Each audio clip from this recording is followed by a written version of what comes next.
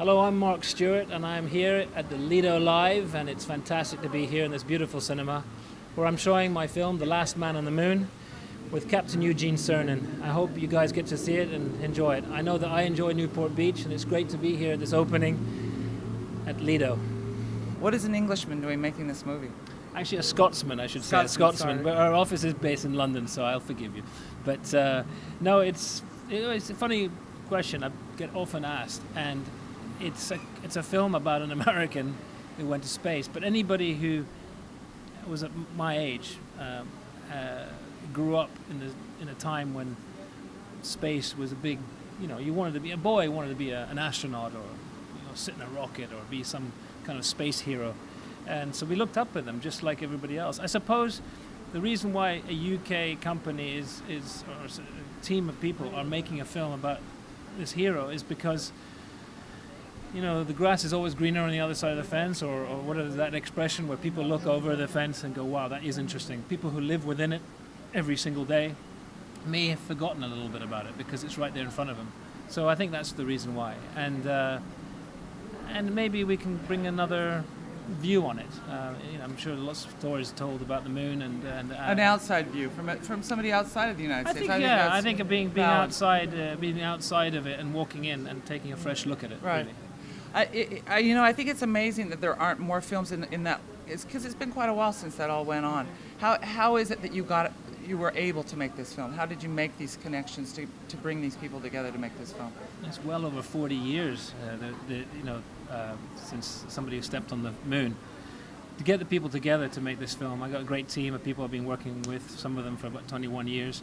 And but getting hold of Gene, that was the big problem. And getting him to be convinced that we wanted to be that he would allow us to make this film.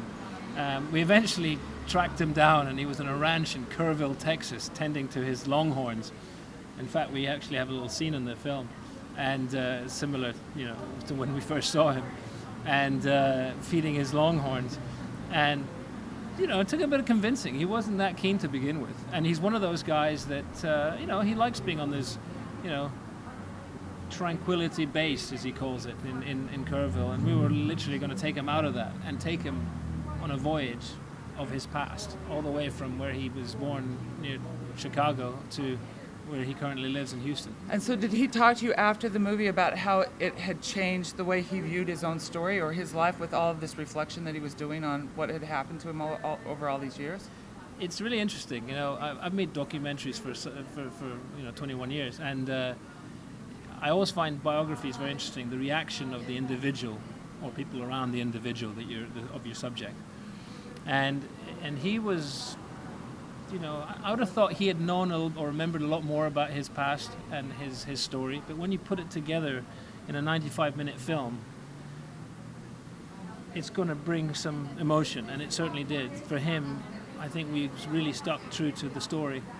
And, the good and the bad, things that went on in his life, whether it be deaths or whether it be separations or anything like that. So, and family, etc. We basically sat him down and took him on that journey again. On that journey again. And time travel almost. Yeah, for an 80-year-old man at the time to watch that. It's a very special thing, actually. It is, and not everybody gets the chance to do that. So he was very emotional. I mean, he had tears in his eyes when we finished the film, and he didn't talk for a while. Actually, he kind of kept quite quiet, and then he just told us what he thought. There was a gentleman with him, a guy called Larry McGlynn, and he said, I'm angry. I'm really angry. And I said, oh my God, why are you so angry? And he says, well, I'm angry that no American has made this film. Why does it take some British crew to come all the way from London to make a film like this? Exactly. But he loved it, which was great. And so did Gene.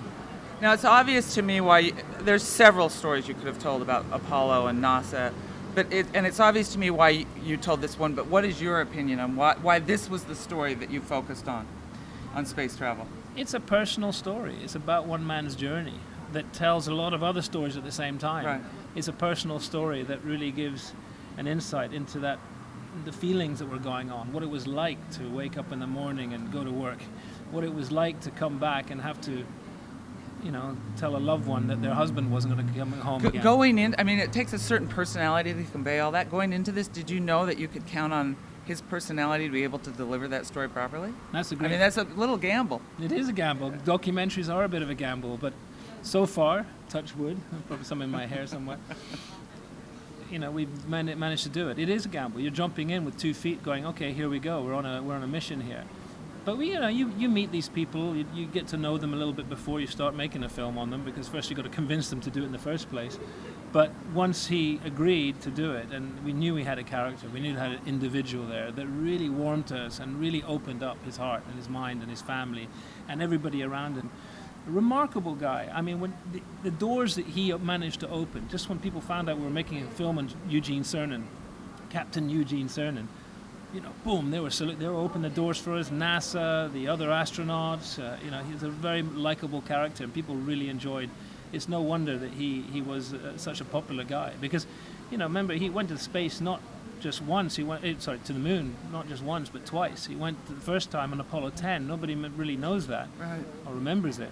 But he did everything but land on the moon for Apollo 10. He went up there, did the whole thing, got really close, 46,000 feet above the surface, hovered over it in the LEM, went back up and came home again.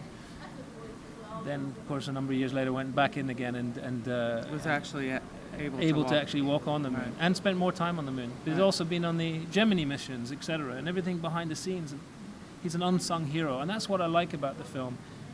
About the story for him, is the last man on the moon. That was very important for me. When I took on the project, I said, right, if we can get that name, the last man on the moon, it's very important for me. So that's the gem of your idea, was Absolutely. The last man. Yeah, it's more interesting for me. It's not the first man. Everybody knows about the first man on the moon, and a great character. Well, it's he kind was. of melancholy too. It's a little bit, because it is the last, and it automatically makes you reflect back on the rest of all that happened. And Sure, I mean, people are upset that it's the last. Yeah. It was over 40 years ago, 42 years ago, whatever it is, since the last man left the moon. Right. And where are we? What are we doing now? Where are we going? What is our story? This is a great American story, I think, and you should be very proud of. And it's a hell of a human achievement. Beat, beat, beat.